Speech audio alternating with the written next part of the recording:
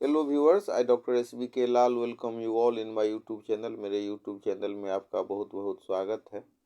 अगर आप इस चैनल पर नए हैं तो चैनल को लाइक, शेयर और सब्सक्राइब कर लें। आज का वीडियो बिहार के विकास से संबंधित है।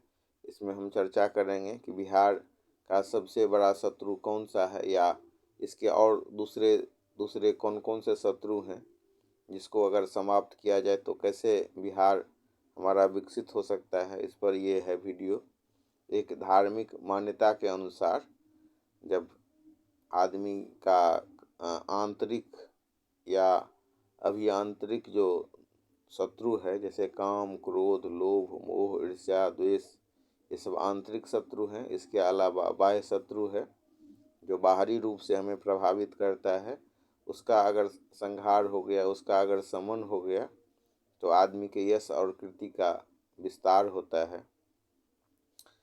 अगर हम बुद्ध भगवान की बात करें तो उन्होंने कहा था कि बिहार को तीन ओर जो है, पाटलिपुत्र के बारे में कहा था कि इसको तीन ओर जल से खतरा होगा। और बिहार पर भी ये लागू होता है कि बिहार में जब हम बाढ़ और सुखाड़ देखते हैं तो देखते हैं कि कैसे कभी बाढ़ से और कभी सुखाड़ से, कभी अतिवृष्टि से और कभी अनावृष्टि से, और कुछ क्षेत्रों में जल के संग्रह के कारण और बाढ़ के कारण कितनी परेशानी होती है। और हमारा तो बिहार भगवान बुद्ध के जो भिक्षु लोग थे, उनके विहार का कारण ही इसका नाम बिहार पड़ा है। तो सामान्यतया हम देखते हैं, बार बार हम चर्चा करते हैं कि 22 मार्च को बंगाल प्रेसिडेंसी से अलग हुआ था बिहार। 22 मार्च 1912 को बंगाल प्रेसिडेंसी के विभाजन के बाद बिहार बना था, लेकिन बिहार का इतना ही बड़ा इतिहास नहीं है।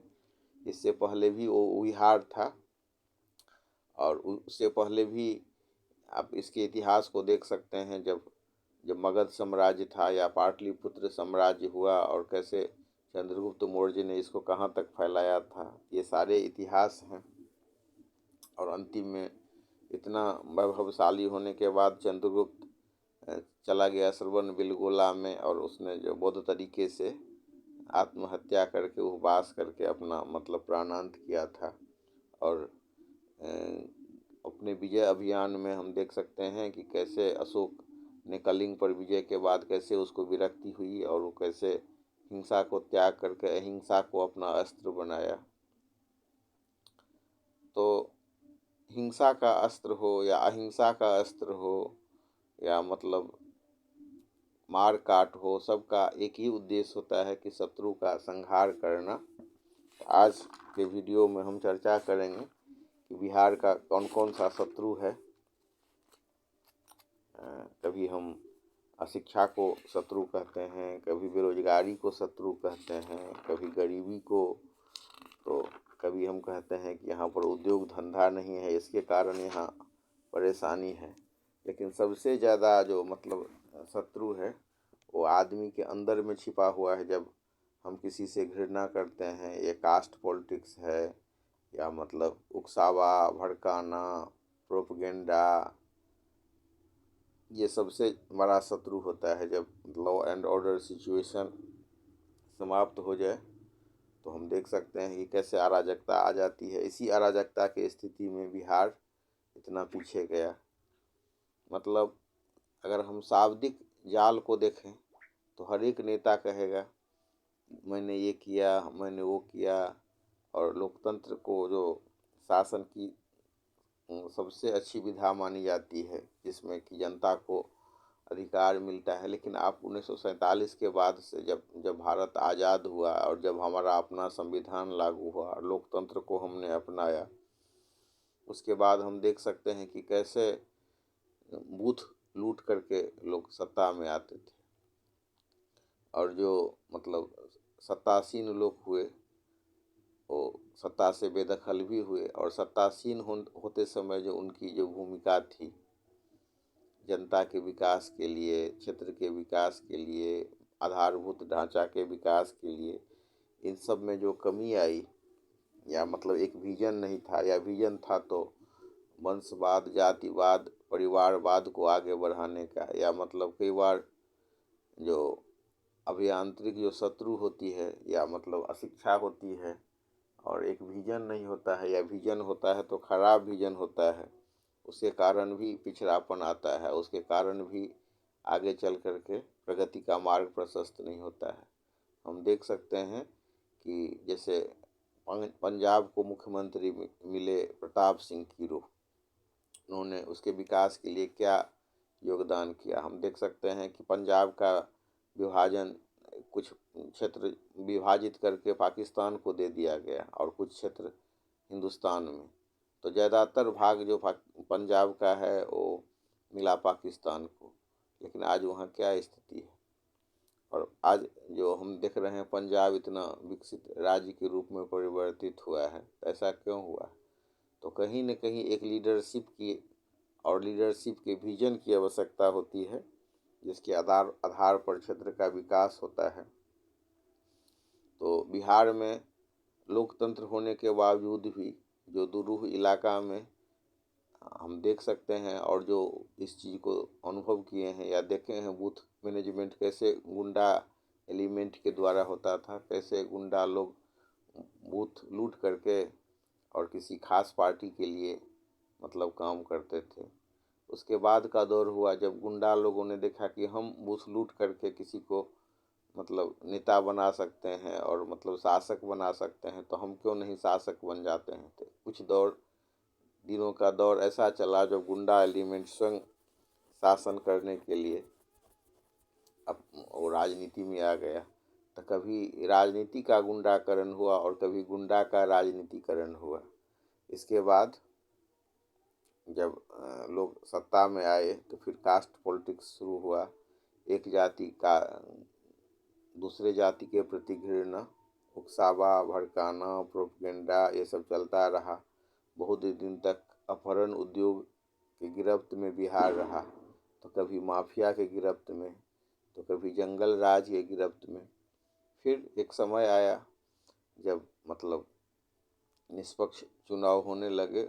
ये श्रेय जाता है TN सेशन को, जब उन्होंने जो लोकतंत्र का जो प्रणाली है, चुनाव की प्रक्रिया है, उसको इतना टाइट कर दिया कि निष्पक्ष चुनाव बहुत हद तक कह सकते हैं कि निष्पक्ष चुनाव होने लगा। और मतलब एक समय ऐसा था बिहार में जब लोग वोट कराने जाते थे तो भगवान का नाम लेकर के कि आएंगे लौट करके कि नहीं हत्या हो जाएगा, बूथ पर मर्डर हो जाएगा, क्या हो जाएगा, इसकी कोई मतलब गारंटी नहीं थी। फिर धीरे धीरे आज हम देख सकते हैं कि कैसे बिना खौफ के बहुत सारे लोग चुनाव कराने के लिए जाते हैं, चुनाव कर्मी। तो इस तरह से बिहार आगे बढ़ता गया। फिर एक समय आया जब कानून प्रक्रिया का पालन करके लगभग 60-70 हज़ार आदमी को जेल में डाला गया और कानून के शासन को स्थापित करने की कोशिश की गई, पहल की गई। फिर धीरे धीरे शिक्षा के क्षेत्र में विकास हुआ। हर एक गांव में एक जो +2 स्कूल खोला गया, इतने लाखों लोगों को रोजी रोटी दे गई। आज हम देख सकते हैं कि बिहार रोजी रोटी देने में सबसे ज़्यादा आगे है। तो मूल बात है कि जैसे गांधी जी ने कहा था कि ये धरती सबको का भरण पोषण कर सकती है, सबकी आवश्यकता को पूरा कर सकती है, लेकिन एक आदमी के भी लालच को वो पूरा नहीं कर सकती। बिहार के बारे में हम बार बार कहते हैं कि ये भगवान बुद्ध की धरती है, तो भगवान जैन की धरती है, सीता जी की धरती रही है। और मतलब इसी हिसाब से हम अनेकों जो महिमा मंडित व्यक्ति हैं या ऐसे ऐसे व्यक्ति का प्रादुर्भाव यहाँ हुआ, महान गणितज्ञ हों या महान भौतिकविद हों, महान शासक हों, या मतलब यहाँ पर आकर के जब सेल्यूकस हार जाता है और फिर चंद्रगुप्त के साथ वो अपनी बहन का शादी करता है, तो ये सब हम देख सकते हैं। तो कितने कितने जो महान ऐतिहासिक पुरुष हुए हैं, उनका ये स्थल रहा है, कर्म भूमि रहा है। भगवान बुद्ध का कर्म स्थल ही रहा है। भगवान महावीर का सिख के गुरु 10वें गुरु गोविंद सिंह का जन्म स्थल, इस सब के बारे में हम कहते रहते हैं, या कोई ऐसा क्षेत्र नहीं है जिस पर बिहार में काम नहीं हुआ हो। चाहे अंग का अंग नरेश जो कर्ण हैं, जो महादानवीर हुए, उनके दान की गाथा हो, या वैशाली में लोकतंत्र की स्थापना की बात हो, या मतलब रामधारी सिंह दिनकर का जो जन्मस्थली सिमरिया है उसका चर्चा करें, या मतलब फणीश्वर नाथ रेणुका जो विश्व प्रसिद्ध जो आंचलिक कृति सब है उसकी चर्चा करते हैं, तो बिहार का जब कभी हम चर्चा करते हैं तो ये सब बात तो करते ही हैं, लेकिन हम उसके साथ चर्चा करते हैं बेरोजगारी, गरीबी, अशिक्षा और जो एजुकेशन सब में जो दिक्कत सब है, एजुकेशन सिस्टम में जो फॉल्ट है उस सब का चर्चा करते हैं, शिक्षकों की कमी। तो इस सब पर बहुत सारा काम हुआ है, ये सब चीज़ सब बहुत अच्छा बदला है।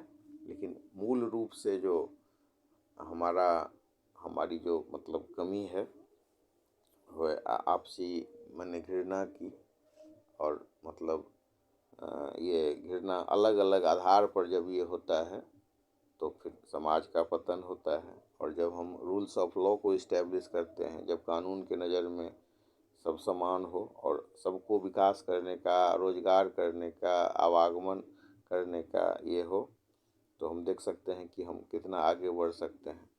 आज आप एक बार जॉर्ज फर्नांडिस जम्मू कश्मीर के यात्रा पर थे, और जो दुनिया का सबसे ऊंचा सड़क है वहाँ पर जो काम हो रहा था उसको देखने के लिए वो पहुँचे रक्षा मंत्री के रूप में, तो उन्होंने देखा कि वहाँ भी बिहारी मजदूर है। तो ये किसी भी पंजाब का जो आज इतना बड़ा निर्माण हुआ है, कृषि उद्योग वहाँ उतना विकसित हुआ है, या मतलब डेयरी उद्योग वहाँ उतना विकसित हुआ है, सबके पीछे बिहारियों का हाथ रहा है।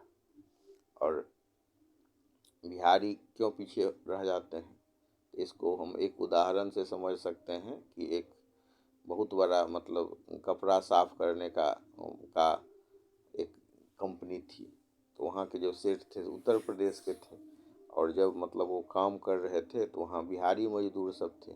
कुछ दिन के लिए उस सेठ को अपना यूपी लौटना हुआ, मुंबई में उनका फैक्ट्री चल रहा था, और तो बिहारी को उन्होंने हेड बना दिया, और उसके जो अपने ही भाई बंधु और मतलब दर्द याद और उसके जो सराउंडिंग मित्र थे, उन्होंने इतना उसको धोखा दिया, कभी कपड़ा चुरा ले तो कभी उसको नीचा दिखाने का कोशिश करे, तो अंतिम में हुआ कि वो मतलब घाटा लगने लगा प्लांट को। तो फिर जो चार्ज में दे करके गया था उसको बुलाया गया सेठ को, तो उसने कंपनी को डिजोल्व कर दिया और मतलब सबको की छटनी कर दी गई। तो ये मूल बात है कि मतलब प्रेम का और भाईचारा का, और जो बौद्ध का काम हुआ है या